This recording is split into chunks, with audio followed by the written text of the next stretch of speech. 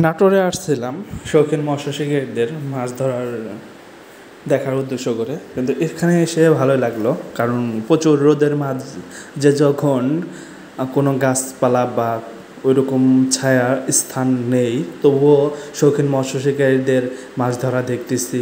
তো সেই ক্ষেত্রে এক বুড়ো কাকু, তো তিনি একটি মাছ হিট করেছে। আর এখানে নাকি 14,000 টাকার টিকিট ক্রয় করে শৌখিন মৎস্য শিকারীগুলো মাছ শিকার করতেছে। তো স্থানটি হচ্ছে নাটোর জেলার লালপুর থানা আব্দুলপুর গ্রামে টিটুবাইয়ের মৎস্য খামার। তো এখানে শৌখিন মৎস্য শিকারীগুলো 21টি মাচা দিয়ে 2 কাটা বড়শি, ডিম রুটি, টোপ ফেলে মাছগুলো শিকার করতেছে। তো আশা করি এখানে অনেকেই অনেক দূর দূরান্ত থেকে আসছে মাছ শিকার করার উদ্দেশ্য করে।